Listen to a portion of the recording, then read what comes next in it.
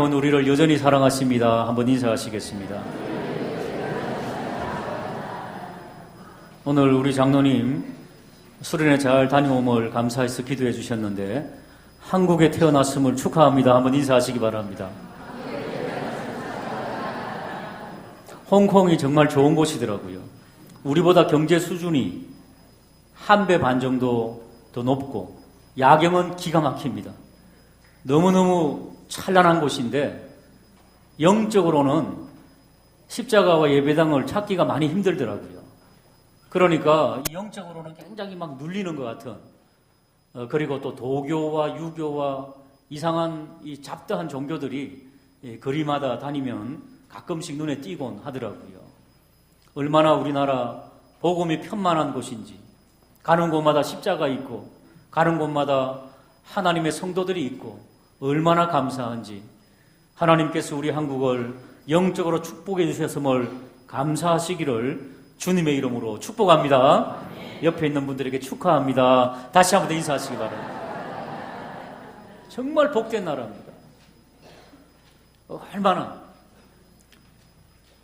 홍콩의 아파트 한 평이 보통 1억이고 부자 동네 가면 5억이랍니다. 한 평이. 여러분 10평에 살면은 10억, 20억짜리 살고 있는 겁니다. 얼마나 감사합니까? 그런데 이 땅에 살면서 우리가 무엇 때문에 그렇게 땀을 흘리면서 살아가고 있는지 오늘 한번 따라할까요? 그리스도인의 물질관. 우리는 물질을 어떻게 생각하고 있는지, 재물을, 돈을 어떻게 생각하고 있는지, 그런 부분을 주님께서 오늘 교훈하시는데 오늘 본문을 통해서 한번 나누어 보기를 원합니다. 자, 먼저 12장 7절 그 위에 있는 말씀인데, 너희에게는 심지어 머리털까지도 다 새신바 되었나니 두려워하지 말라. 너희는 많은 참새보다 더 어떻다고요? 귀하니라. 참새도 하나님께서 다스리십니다. 여러분, 돈 때문에, 물질 때문에 어떤 생각을 가지고 생활하십니까? 우리 주님께서 말씀하시지요. 두려워하지 말라. 너희들은 참새보다 더 귀중한 존재다. 참새도 내가 다스리고 있는데 하물며 너희겠느냐? 이 말씀을, 우리 주님의 말씀을 믿으시기를 주님의 이름으로 축복합니다. 한 남자가 예수님을 찾아왔습니다. 예수님, 우리 형이 아버지 어머니로부터 유산을 물려받았는데 혼자 다 착복했습니다. 좀 나눌 수 있도록 좀 이야기 좀 해달라고 그렇게 예수님 앞에 이야기하는 사람이 있었습니다. 13절에 보니까 그렇게 말하지요. 그때 예수님께서 단호하게 말씀하십니다. 이 사람아, 14절, 누가 나를 너희의 재판장이나 물건 나누는 자로 세웠느냐? 15절, 그들에게 이르시되 삼가 모든 탐심을 물리치라. 사람의 생명이 그 소유에 넉넉한 데서 있지 아니하니라. 따라 하실까요? 탐심을 물리치라. 이 사람들은 유대인 아닙니까? 유산을 나누자는 그런 유산 분쟁을 하는 사람은 분명 유대인입니다. 유대인들은 유산을 나누는데 법이 있습니다. 레위기도 있고 민수기도 있고 신명기에도 나와 있습니다. 그러니까 말씀대로 살지 않으면 어떻게 되느냐? 탐심이 생긴다는 거지요. 그래서 주님께서는 그들을 재판하지 않으시고 탐심을 물리치라 이렇게 말씀하십니다. 그러면서 결론적으로 21절에 이렇게 말씀하십니다. 자기를 위하여 재물을 쌓아두고, 그러니까 재물에 연연하는 자들, 하나님께 대하여는 부유하지 못한 자가 이와 같으니라. 오늘 본문에 두 부류의 부자가 나오는데 하나는 유산 싸움, 하나는 재물을 어떻게 생각하는지에 대한 부자라고 하는 두 종류가 나오는데, 재물을 쌓아두고 하나님께 부유하지 못한 자들은 어떤 일이 일어날까? 오늘 본문에 나오는 말씀입니다.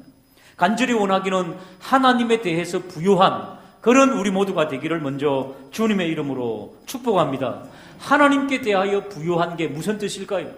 사도 바울은 이렇게 말씀하고 있습니다. 빌립보서 4장 11절에서 13절까지 내가 궁핍함으로 말하는 것이 아니니라. 어떠한 형편이든지 나는 자족하기를 배웠노니.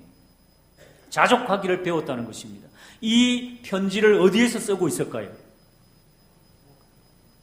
예수 그리스도를 증거하다가 로마의 감옥에서 쓰고 있습니다. 어떤 형편을 내가 당해도 자족하기를 배웠다는 것입니다. 이것이 하나님께 대하여 부유하다는 것입니다. 그 다음 절 12절 보실까요? 나는 비천에 처할 줄도 알고 풍부에 처할 줄도 알아. 모든 일 곧 배부름과 배고픔과 풍부와 궁핍에도 처할 줄 아는 일체의 비결을 배웠노라. 우리 모든 성도님들이 이런 여러 가지 일들을 당할 때에 지금도 아마 여러 가지 일들을 당할 수 있을 것입니다. 그럴 때 일체의 비결을 예수 그리스도 안에서 풍성함으로 배우게 되기를 주님의 이름으로 축복합니다. 13절 말씀 같이 읽겠습니다. 시작. 내게 능력 주시는 자 안에서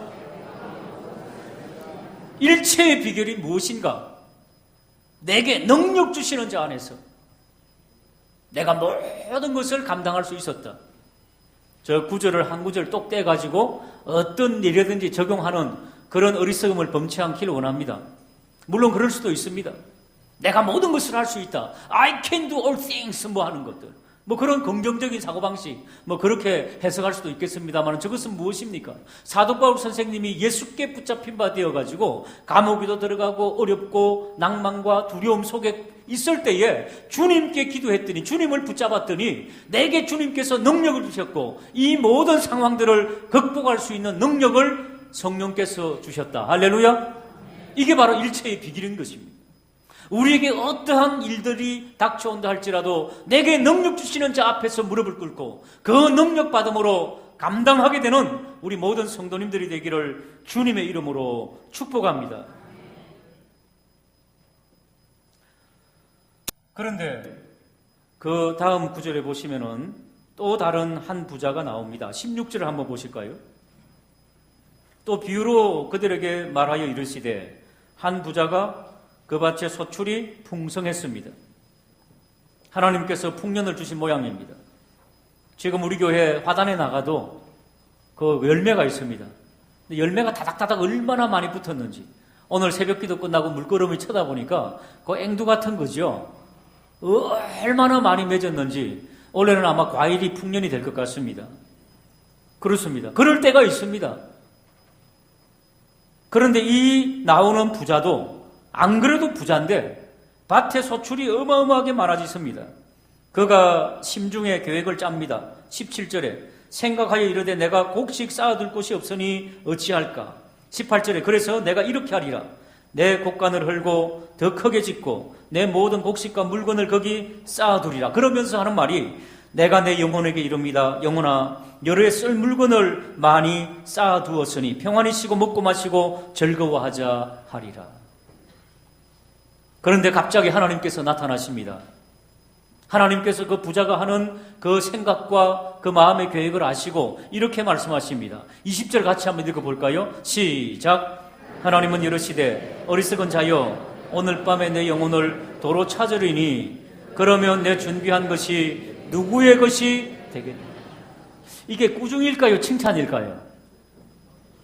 부자가 뭐 잘못한 거 있습니까? 아니 열심히 지혜를 모아가지고 농사 지어갖고 소출이 많았습니다. 창고가 너무 작았습니다. 크게 짓고 이제 내가 열심히 땀 흘리고 이랬으니까 이제는 좀 평안히 쉬자. 이게 잘못입니까?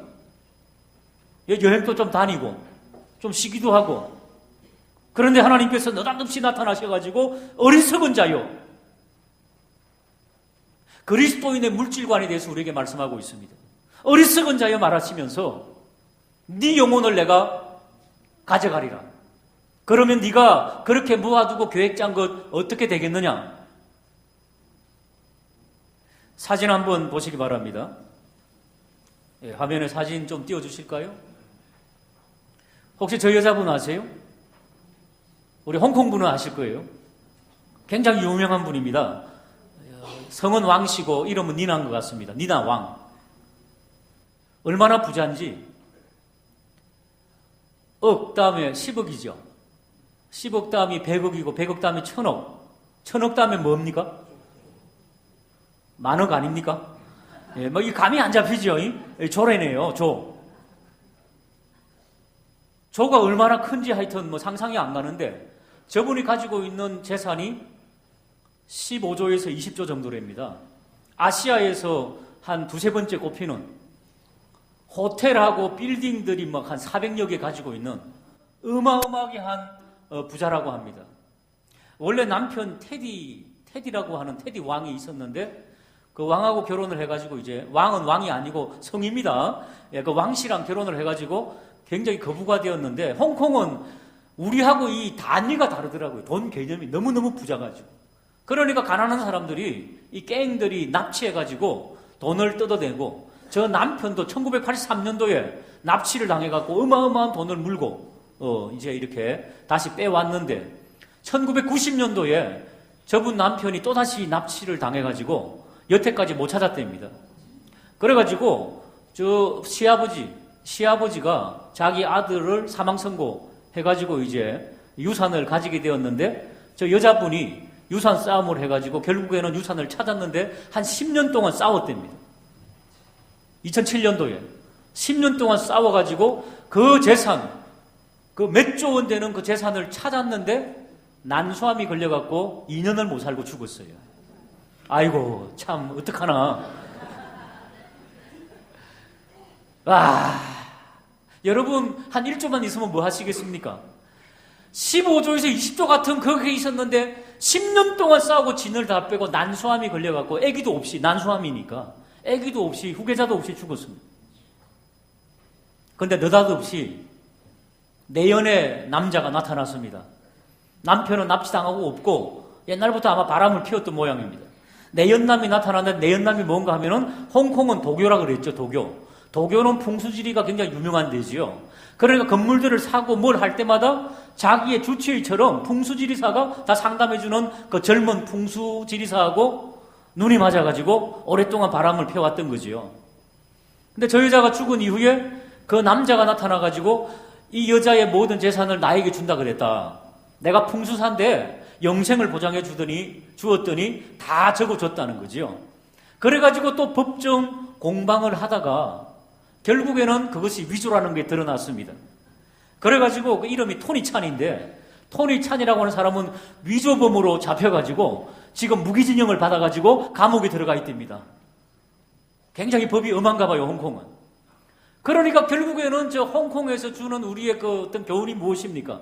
그렇게 수조 원이 있는데 지금 보니까 아무도 그 주인공들이 쓰지 못하고 다 죽었고 감옥에 가 있다는 거지요. 오늘 이 본문하고 얼마나 똑같습니까? 하나님께서 이르시되 어리석은 자여 오늘 밤 너의 영혼을 도로 찾으면은 네가 준비한 것이 네 것이 되겠느냐? 아니 저 니나 왕만 그렇습니까? 우리는 어떻습니까? 여러분 모아둔 것들, 가지고 있는 재산들, 돈들 오늘 밤 주님께서 불러가시면은 네 것이 되겠느냐? 한번 물어보는 저와 우리 모두가 되기를 주님의 이름으로 축복합니다. 사랑하는 여러분, 그렇습니다.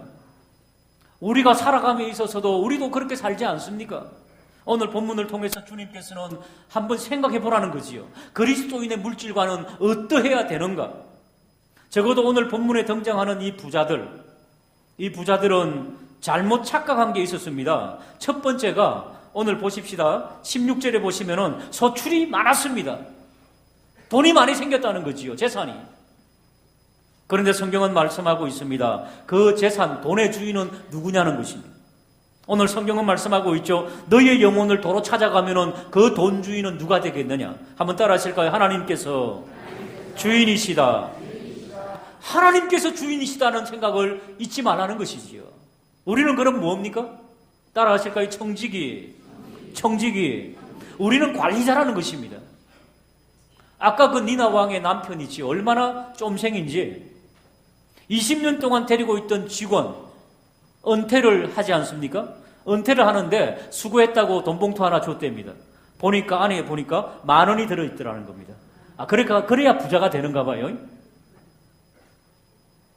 홍콩 달러로 10달러. 사랑하는 여러분, 그런 식으로 쓰니까 교훈이 있더라고요. 써보지도 못하고 납치당해갖고 죽었는지 살았는지 모르는 그런 현실. 사랑하는 여러분, 우리가 가지고 있는 모든 것들은 우리는 청지기, 하나님의 청지기, 잘 관리하는 저와 우리 모두가 되기를 주님의 이름으로 축복합니다. 이 부자가 착각한 두 번째가 무엇입니까? 다시 한 번 더 유심히 보십시다. 19절입니다. 많은 재물을 쌓아뒀습니다.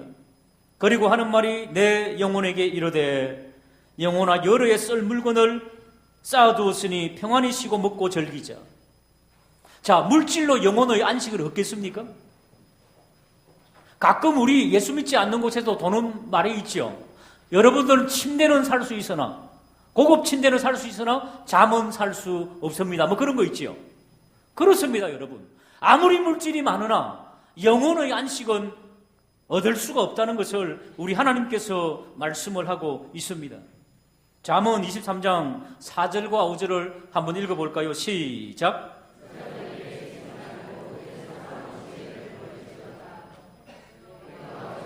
허무한 것에 주목하겠느냐?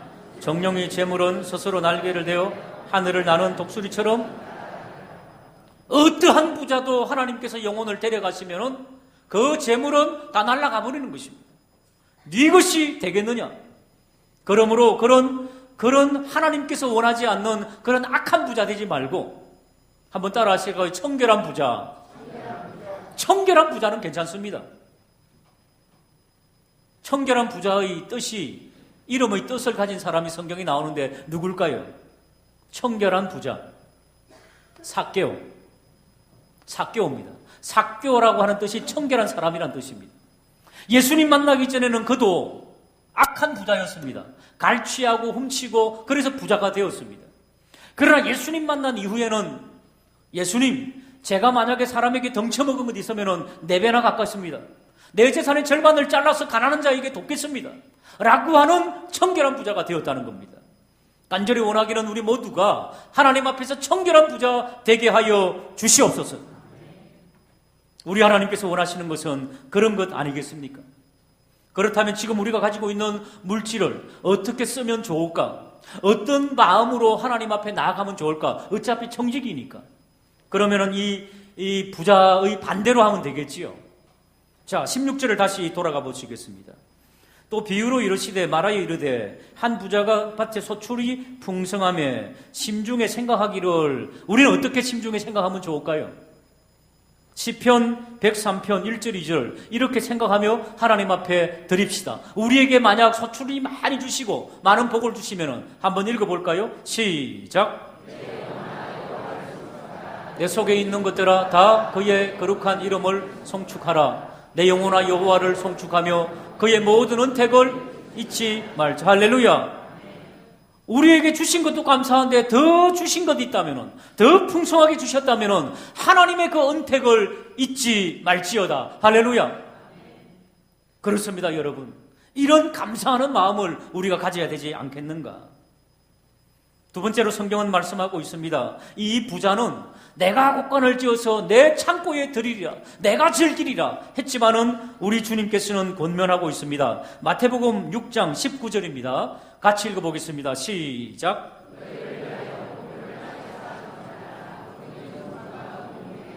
도둑이 구멍을 뚫고 도둑질하느니라. 아까 니나 왕도 그렇고요. 모든 부자들, 하나님 앞에 바르지 못한 부자들은 결국에는 다 동록과 도둑이 생깁니다. 자기 것이 안 된다는 그런 말씀 아닙니까? 어차피 창조주 하나님, 모든 재물의 주인께서 알아서 관리하시기 때문에 아무리 많아도 가져갈 수 없지 않습니까? 그렇기 때문에 천국 곳간에 너희들은 쌓으라 말씀하고 있습니다. 천국 곳간에 어떻게 쌓는 것입니까? 성경은 말씀하고 있죠. 하나님께서 명하신 것들은 분명히 하나님 앞에 드리는 생활을 하라는 것입니다. 예를 들어서 12.1조는 하지 않는 자를 말라기 위해서는 도적놈이다, 그렇게 표현하고 있습니다. 사랑하는 여러분, 이 땅에 우리는 맨몸으로 나왔습니다. 아무것도 가지고 오지 않았습니다. 여태까지 살게 하셨습니다. 하나님의 은혜인 줄 믿으시기를 주님의 이름으로 축복합니다. 많든 적든 우리에게 채워주시는 하나님의 그 은혜가 있습니다. 요즘은요, 살 빼는데 주력을 하지 않습니까? 왜? 너무 영양가 있는 거 많이 먹어가지고. 부자입니까? 아닙니까? 딴 사람이 나보다 아파트 더 좋은 데 살고 있어가지고 하나도 행복하지 않다고요? 여러분, 3, 40년, 50년 전에는 보릿고개가 있었습니다. 먹을 것이 없었습니다. 저도 키가 안 큰 게 못 먹어서 못 컸습니다. 우리 아버지 보세요, 우리 아버지. 우리 아버지가 사실은 극우였습니다. 영양실조. 그것은 제가 입이 짧아갖고 영양실조 당한 겁니다. 어머니는 맛있는 거 많이 주셨습니다. 예, 고기 반찬도 주시고, 진미를 주셨는데, 제가 입이 짧아갖고 김치만 먹다가 영양실조가 걸렸습니다. 그렇습니다. 지금은 먹는 문제 때문에, 살 빼는 문제 때문에 고민하고 있는 이런 시대를 맞이하고 있습니다. 왜? 너무 잘 사니까. 사랑하는 여러분, 이럴 때 하나님 앞에 더 감사로 나아가는 저와 우리 모두가 되기를 주님의 이름으로 축복합니다. 정말 12일조 잘 하십니까? 하나님 앞에 구별하여 드립니까? 정말 감사하십니까? 저는 개인적으로 한 20년 전부터 받은 바 은혜가 있어가지고 10의 1조는 하나님 앞에 예물을 드리고 10의 1조는 양가 부모님께 거기에 돈이 되었든지 무엇이 되었든지 그런 마음으로 섬기기로 작정을 하고 섬기고 있습니다. 사랑하는 여러분, 그렇게 좀 해보시기 바랍니다. 하나님께서 더 채워주시는 것을 아마 경험하실 것입니다. 한번 따라할까요? 10의 1조는 하나님께, 또 10의 1조는 양가 부모님께. 한번 해보세요. 사랑하는 여러분, 살아계신 하나님께서 이 땅에 살아계신 부모님을 공양하고 섬기고 받드는데 하나님께서는 그보다도 더 많은 것, 왜? 재물의 주인은 하나님이시니까 더 많이 채워주시는 것을 반드시 경험하게 되기를 주님의 이름으로 축복합니다. 또 하늘에 쌓는 방법이 있습니다. 야고보서 1장 27절입니다. 같이 한번 읽어볼까요? 시작.